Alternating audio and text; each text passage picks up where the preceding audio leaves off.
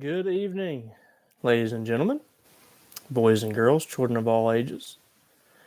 Glad that you can join me tonight. We have a lot to talk about here regarding Mississippi State. We were just on here a couple of days ago talking about a big win for Mississippi State against Auburn.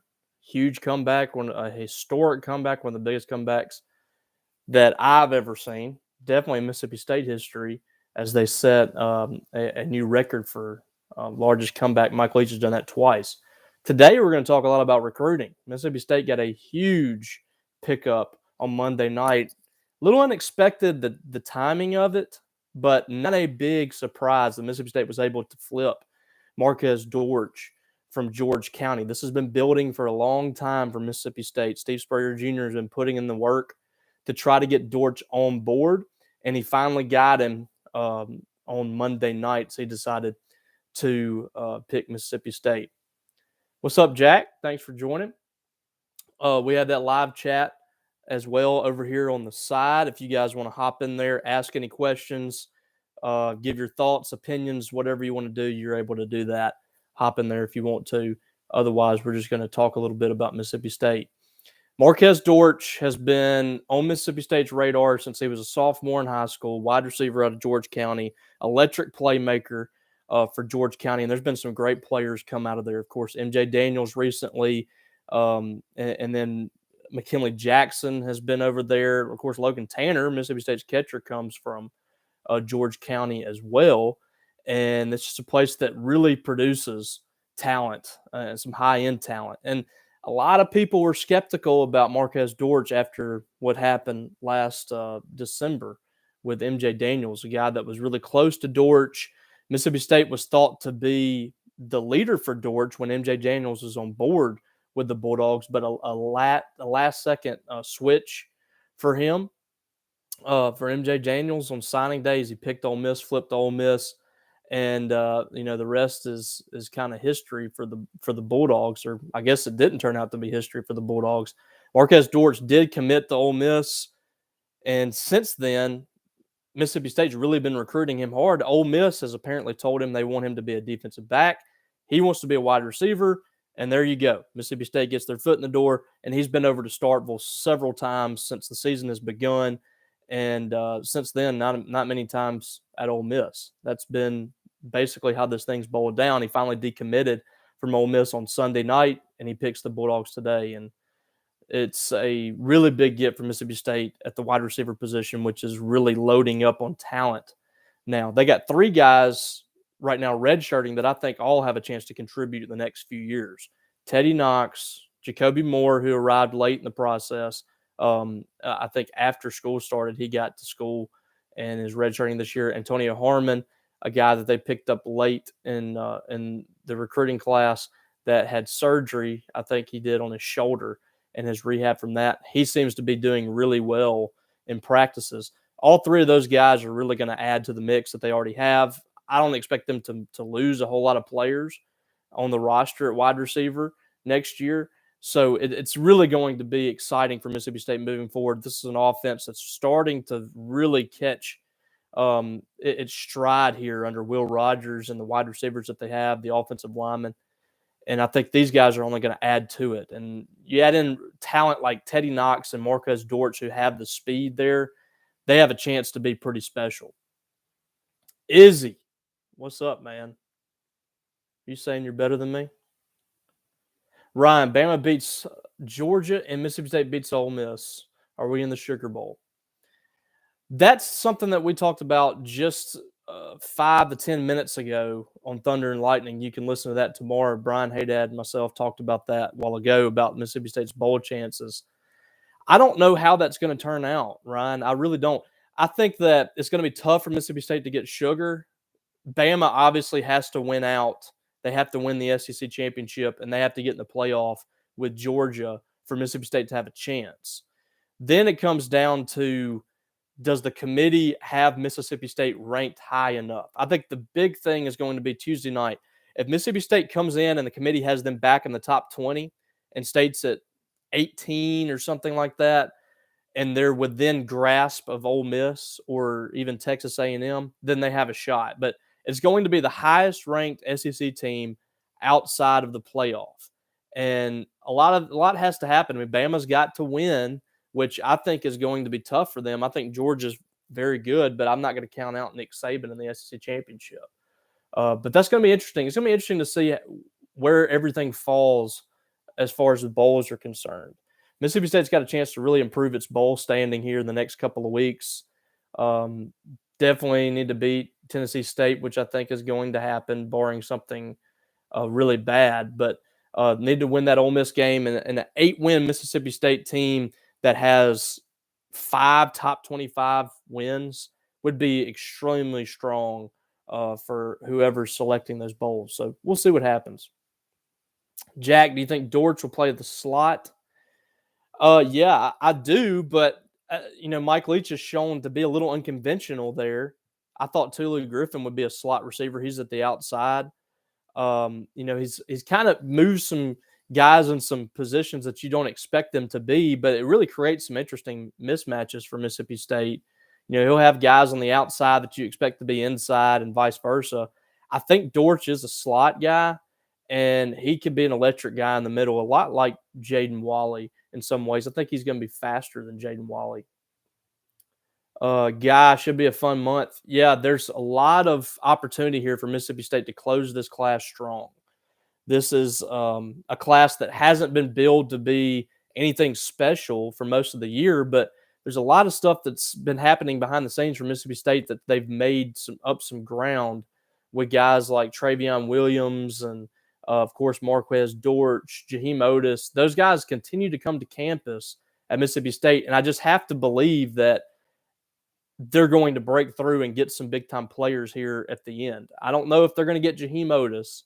I feel really good about Travion Williams, Mississippi State getting him in the back half of this class. I felt good about him even when he was committed to Florida State, just because his recruitment reminded me a lot of Charles Cross. I just don't see a lot of these Mississippi kids when they pick these schools early in the process. I don't see a lot of those kids eventually sticking.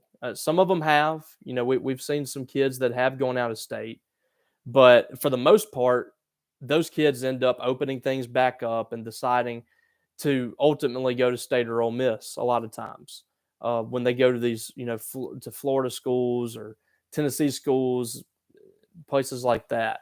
And, Travion Williams continued to come to Mississippi State, was continuing to be in contact with Mississippi State coaches. This recruitment follows Charles Cross in a lot of ways, down to the fact that he's not really talking a whole lot to our guys at 247. So I feel really good about him. I feel really good about Xavier Thomas and guys like that, Caden Pope, maybe Trent Ramsey. They have a chance to close really strong here down the stretch, and we'll see what happens with Jaheim Otis. I still find that hard to believe he would turn down Alabama to come to Mississippi State, but who knows? Jacob, prediction on next commitment. I think Travion Williams could be a guy that makes a decision pretty soon. We'll see what happens there. You never know with Stone Blanton. I don't know when he's going to decide. I think possibly after the season. We may see him wait till signing day. I don't know.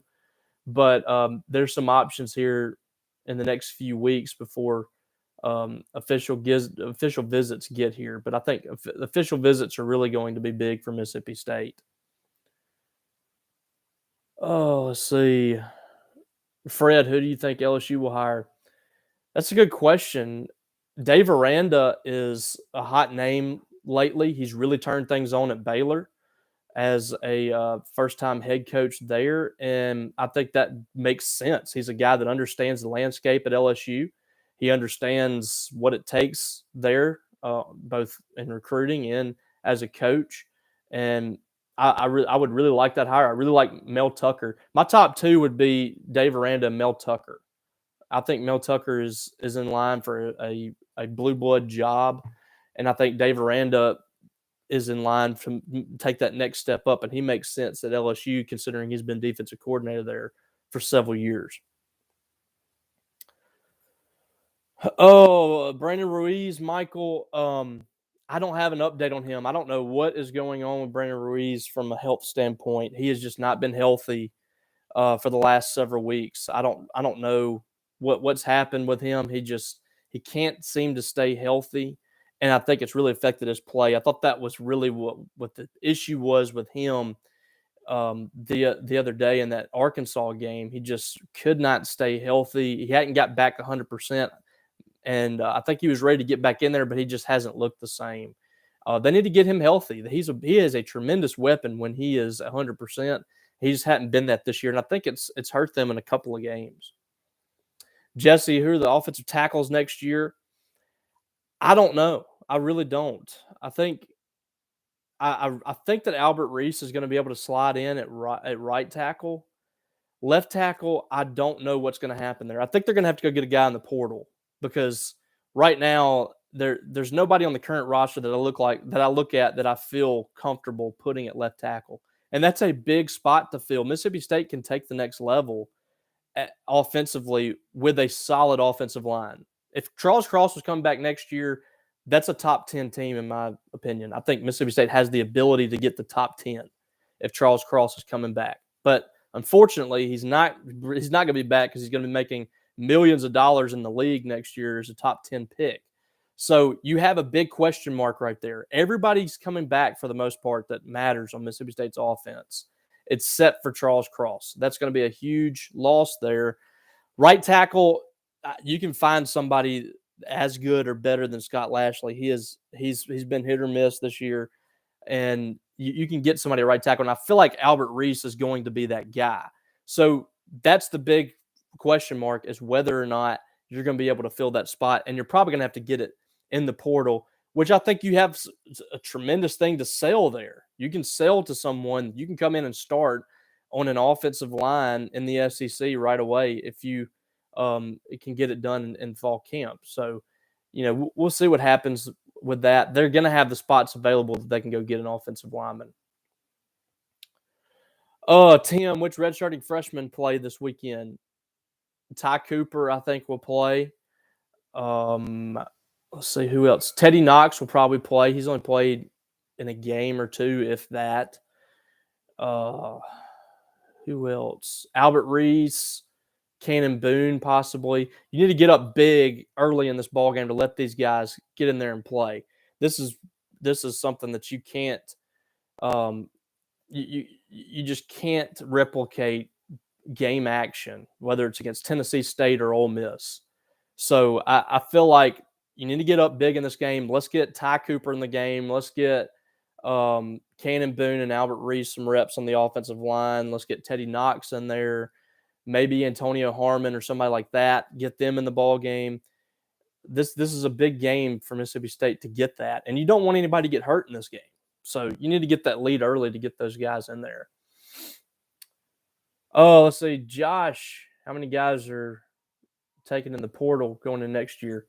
Remains to be seen. It really depends on the guys that they lose, probably. I think there's going to be attrition this year. It also depends on the high school guys that they sign, how many guys that they bring in. It's just a scholarship deal. But 5 guys, I don't think there's anything wrong with taking 5 or 6 guys in the portal like they did last year with 4 or 5 guys that they had last year. This is going to be the norm. When you have this one-time transfer thing, you're going to set aside scholarships for guys that can come in and instantly impact your team. That rule has changed college football forever, and we'll see how long it sticks, if it sticks, whatever. But for right now, that's going to change a lot of teams, and I'm interested to see how that plays out over the next few years. But Mississippi State definitely needs to go out there and get a offensive lineman, probably offensive tackle. They need a defensive back. I'm trying to think what else. Maybe, if you have a difference maker on the defensive line, you go get one of those guys. And if, a difference maker anywhere comes up, you can't turn down a guy that you feel like it can really help your team. They don't really need a guy at linebacker. Cornerback would be nice because you're going to lose Martin Emerson. So, there's going to be some guys out there that Mississippi State needs to look into and try to get. Last year it was wide receivers and a defensive lineman that they needed to go after, and a defensive back, and they did, and they filled those roles nicely. Fred, is MSU an easy 8-win team next year? The schedule's tough, but the the more I look at the schedule, the more I think Mississippi State can have a big season. We looked at that schedule before this year and said that it was tough to find 6 wins. But now that you see Mississippi State go to A&M and go to Auburn and win big games, I'm just not going to count them out in games, with the exception maybe of Alabama, until they prove that they can beat Alabama. You're going to have to go to LSU. You're going to have to go to Alabama. You're going to have to go to Ole Miss. And those are going to be 3 tough games. But the Egg Bowl is always kind of a toss-up. And LSU, who knows what they're going to look like next year. They got a brand new coaching staff coming in. They're going to have, players coming in and leaving. You just don't know what they're going to be about. So they're kind of in flux right now, and we'll see what happens with them. But Bama's going to be really good, so that's going to be tough. But you got Georgia coming here. They should be good, but they're losing a lot of players, and that game's at home, so who knows. You got Arkansas at home, which is a very winnable game. You got Auburn at home, which is winnable. You got a schedule that's manageable. Kentucky is going to be on the road, but I don't know what they're going to look like. I think they could definitely win 8 games next year, just on the surface looking at them. Josh, pretty sure Mel's signing a big extension. I don't put a whole lot in that, especially with LSU. I mean, they'll find a way. They'll find a way to. Somebody will get that money together, and they'll get him hired if they really want him. If you really want to coach in the SEC, especially at those top jobs like Bama, A&M, the guys that can really pay it, LSU, even Auburn, they'll find a way. It's just like they'll find a way to buy out their coach. Florida will do the same thing with Dan Mullen pretty soon. If not this year, next year, he's got like a $12 million buyout or something. They'll buy that out. Somebody will buy that out, and they'll go get a coach for a lot of money. Dick, how do you feel about Bryson Hurst from Gaucher? Paul Jones reported last night that he doesn't think that Mississippi State's going to go after him. I don't know if State's going to recruit him. They haven't talked to him in a long time. Is Dollar Bill capable of being a reliable starter? I think so. I wouldn't be surprised to see, if Albert Reese doesn't come in there next year and take over at right tackle. I wouldn't be surprised to see, Dollar Bill in there at guard, maybe slide Cam Jones over to right tackle again, Cole Smith at guard too. I just think Cole Smith's playing really well right now at right guard. I like that tenacity he brings in there. You just get a little something different with him. He's a little more chippy. He's going to play to the whistle and maybe even beyond. Yazoo, have you heard any of our players transferring? Not yet. I think that'll come after. I think that's going to come after the season. Let's see. Fred, do you think this is Howland's last year? It just depends. We'll see what happens with the season. If he doesn't make the NCAA tournament, then yes. This is probably it for him. He needs to make the NCAA tournament. Ryan thinks Franklin is going to USC. I think that's a possibility. Adam, good to see you, man. Winston County, stand up. Josh, does Will doing what he's doing right now change Sawyer's thoughts? It's going to be tough, I think, for Sawyer. Just the way that he's that Will's playing right now and commanding the offense. I just think it's going to be really difficult to knock Will off of his perch. I've said that for a while. I know Sawyer's probably more talented than Will from a physicality standpoint, but Will just has those intangibles that you need, and he knows this offense. That's what's the big thing is he knows this offense. He knows how to run it, which Sawyer does too. But Sawyer's really going to have to bring it in the spring and the fall, I think, and then we'll see from there. But somebody's going to transfer either next year or the next. I mean, there's no way you're going to keep all of these guys on the team. And now you got Braden Locke coming in, who's the Texas 6A record holder in passing yardage. So it's going to be really difficult to keep everybody happy in this day and age. And I wouldn't whoever doesn't win the job, I'm not going to be upset at them if they leave. Oh, let's see. Blake, thanks for watching. I don't care if you like my music or not. That's whatever. Wyatt, with the way he's been playing lately, any chance Polk enters the draft? We'll see what happens, Wyatt. I don't know. He does have a skill set. I think that he can make a run on the next level. There's nothing that just wows you as an NFL prospect. I don't know if he's going to be a big time NFL guy on the next level. But he's also got another year that he can play and he can improve his draft stock even more. But he's definitely been big time for Mississippi State. I mean, just look at those numbers. 79 catches in 10 games. He's averaging almost 8 catches a game, 781 yards, 8 touchdowns. It hadn't been since Fred Ross since we've seen somebody with that kind of production. And, I was just talking about Marquez Dortch. I was talking about this on Thunder and Lightning earlier. Dortch could come in here and be Mississippi State's number 10 receiver next year or the year after, whatever, and he's still going to catch 25 passes.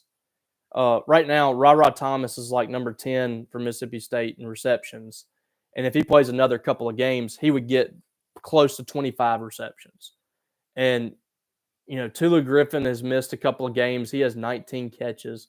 Christian Ford missed a couple of games. He has 19 catches. These are guys at the bottom end of the ones that are making catches for Mississippi State, and they're around 20 catches. I mean, that's really impressive, and that's going to be a big selling point for Mississippi State moving forward is getting this ball around to different players, and a lot of passes are going to be out there for – it's not just going to one or two guys. And I think that's something that really stood out to Dortch. Even if he was a guy that went to Ole Miss has – 2 guys that are getting the bulk of the receptions right now.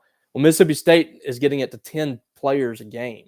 So, I mean, that's a good selling point for Mississippi State. They might not be able to sell a running back like Ole Miss can, but they're going to be able to get receivers that they haven't been able to get. Fred, do you see any quarterbacks transferring after next year? Just what I mentioned a while ago with the quarterbacks, somebody's going to leave. You're going to lose somebody.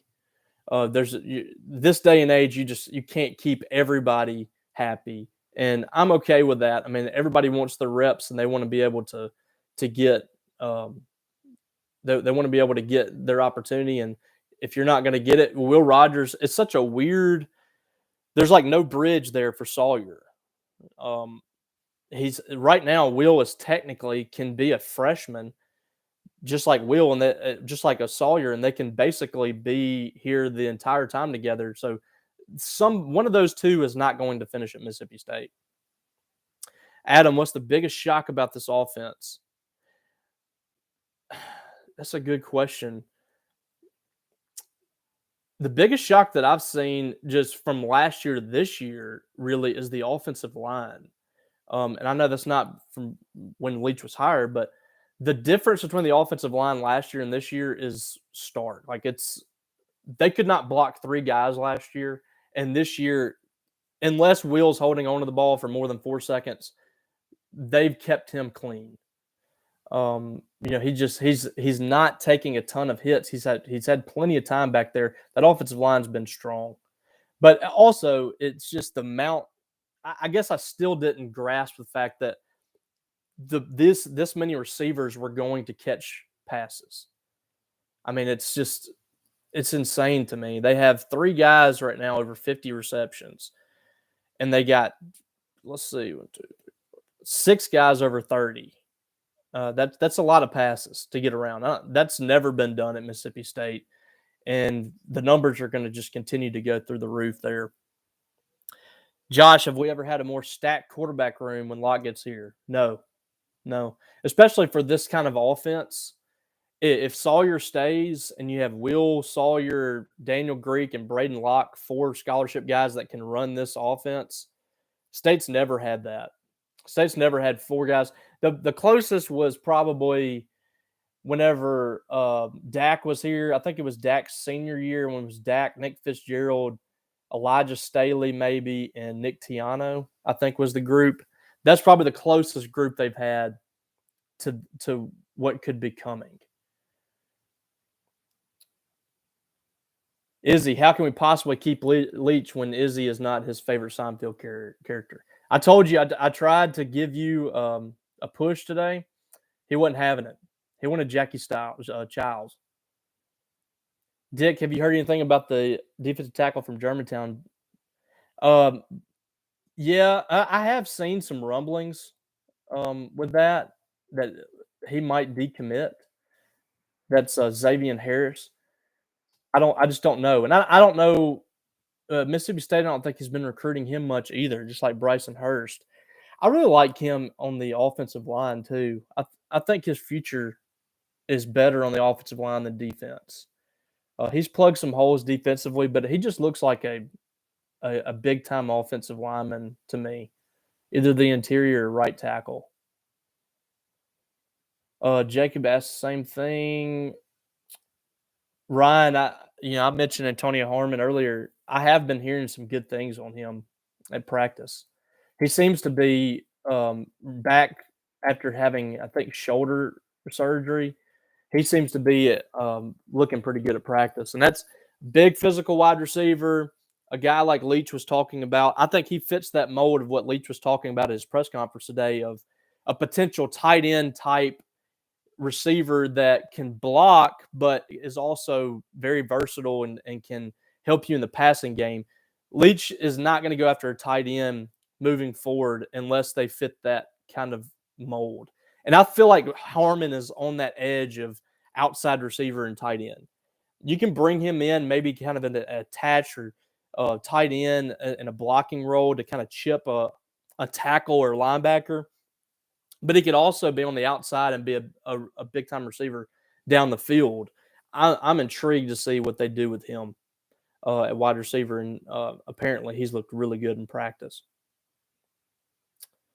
If Doug Novak has a competitive year, will Cohen hire him or no?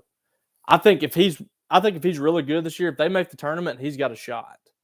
This team, just looking at him, I mean, it's going to be really tough to play in the SEC and compete at a high level with very little post depth and very little post production. And that's at no fault of Doug Novak's. They were expecting to have Jessica Carter. They didn't recruit much in the portal at the center position. They didn't get anybody in the recruiting class. So Novak's been dealt a pretty bad hand here.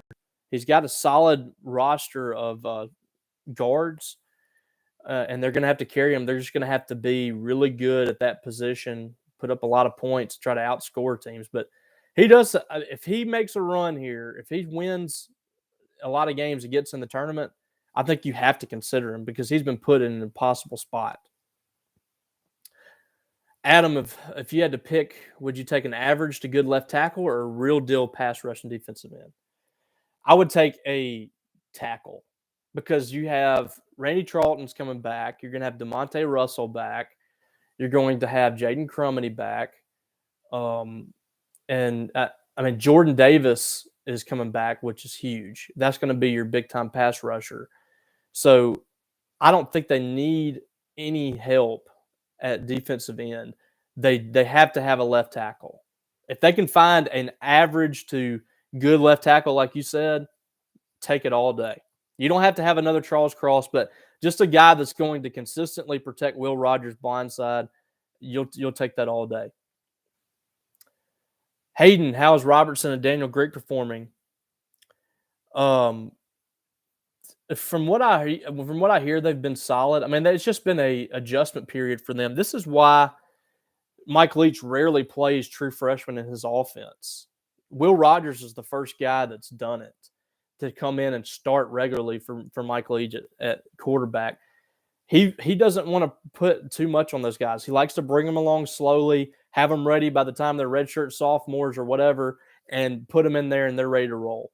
If you can get Will Rogers to have a steady, really good next 2 years and have Braden Locke or somebody like that because I just don't know what Sawyer Robertson's going to do if he doesn't win it out. So say Sawyer Robertson transfers. You have Daniel Greek and Braden Locke decides to stick around for a couple of years at least.